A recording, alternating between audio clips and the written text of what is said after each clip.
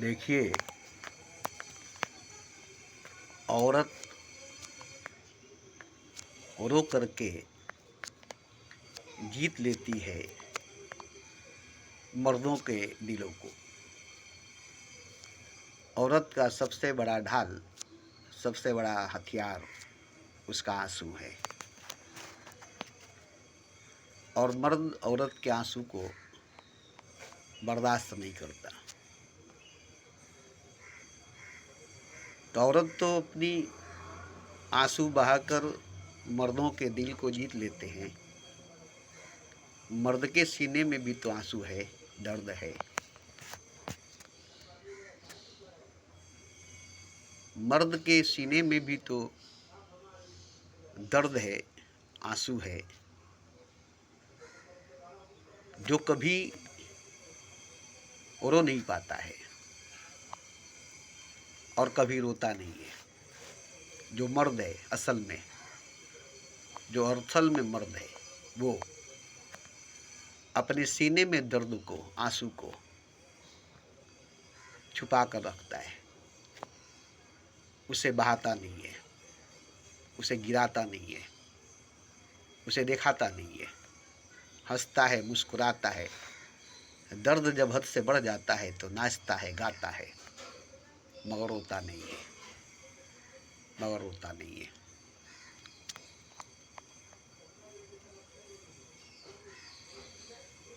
तो मर्द जानता है कि ये बहुत बड़ी दौलत, ये बहुत बड़ी खजाना है, जो हमारे सीने में दर्द बनकर, आंसू बनकर जमा है।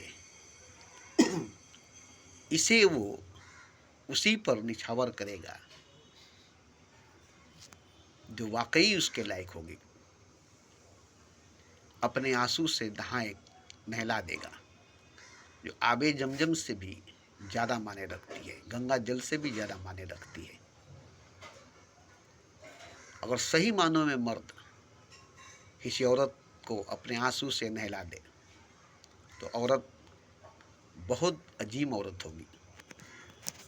उससे अजीम खुदा भी नहीं हो सकता, क्योंकि वो खुदा के आगे भी तो नहीं रोया, खुदा के सामने भी तो नहीं रोया, खुदा पर भी तो एक आंसू का कतरा नहीं गिराया, क्योंकि उसे खुदा पर भी भरोसा नहीं। इसलिए उसे अपने आंखों का एक आंसू का कतरा उस पर गिरने नहीं दिया, उसके आगे नहीं रोया, उसके आगे नहीं गिड़गिड़ाया। अपने सीने में आंसू को, दर्द को दबा कर, छुपा कर रखा। ऐसे ही वो मर जाएगा, मगर आंखों से आंसू को छलकने नहीं देगा, दर्द को सीने से बाहर जाने नहीं देगा।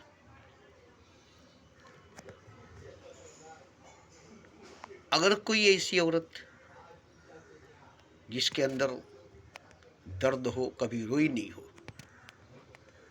आंसू हो, कभी रोई नहीं हो,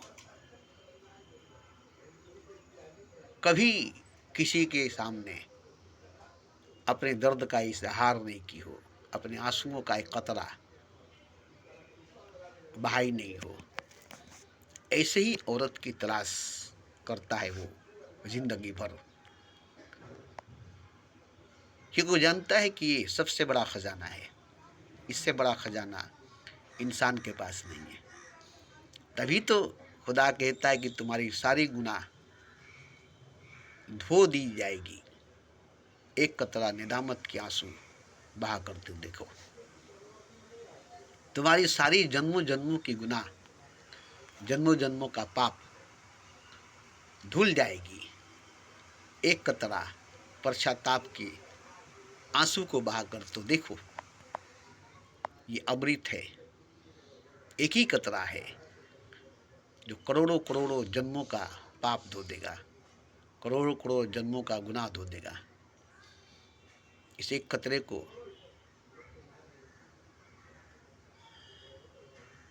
कहीं किसी जगह पर गिरने मत देना, इसे बचा कर रखना। ये अगर खुदा मिल जाए सही मानों में, सच में अगर लगे कि ये खुदा है, तो उसके चरणों में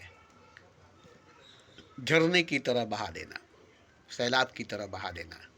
उसके कदमों को गंगा जल से नहीं, आवे जमजम से नहीं, किसी दुनिया के पानी से नहीं, बल्कि अपनी आंखों के आंसुओं से धोना।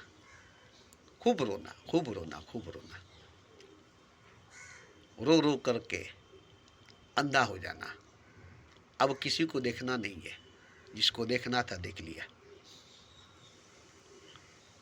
और रो रो करके जान दे देना। अब जीना नहीं है, जितना जीना था जी लिया।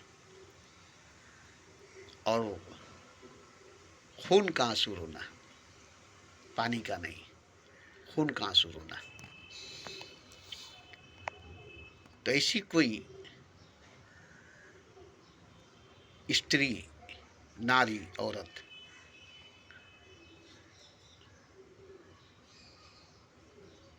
होगी जिस पर आंसू बहाया जा सके, अपने दर्द को निछावर किया जा सके, तो औरत कोई साधारण स्त्री, साधारण नारी नहीं होगी, ईश्वर ही होगी। क्योंकि ईश्वर ही स्त्री के रूप में मिलेगा, और ईश्वर का असली रूप स्त्री का रूप है। चाहे वो माँ बनकर मिले, बहन बनकर मिले, बेटी बनकर मिले, या महबूबा बनकर मिले, मगर मिलेगा तो स्त्री बनकर ही मिलेगा, पुरुष बनकर के नहीं, पुरुष बनकर के नहीं। स्त्री को भी मिलेगा तो स्त्री बनकर ही मिलेगा, पुरुष बनकर के नहीं। स्त्री को भी मिलेगा भगवान अगर, तो स्त्री बनकर ही मिलेगा, पुरुष बनकर नहीं, पति बनकर के नहीं, सखी बनकर के, सखा बनकर के। जैसे कृष्ण मिला था द्रौपदी को, राधा को, स्त्री रूप में, पुरुष रूप में नहीं, स्त्री रूप में, पुरुष रूप में नहीं।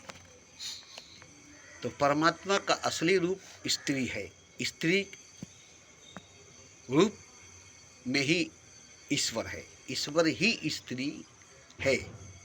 पुरुष तो कुछ भी नहीं है, पुरुष तो कुछ भी नहीं है। सीता के बिना राम, राधा के बिना श्याम, गौरी के बिना शंकर, माँ के बिना बाप। हो ही नहीं सकता, हो ही नहीं सकता, हो ही नहीं सकता। इसलिए जो भी पुरुष ईश्वर की खोज करता है, उसे स्त्री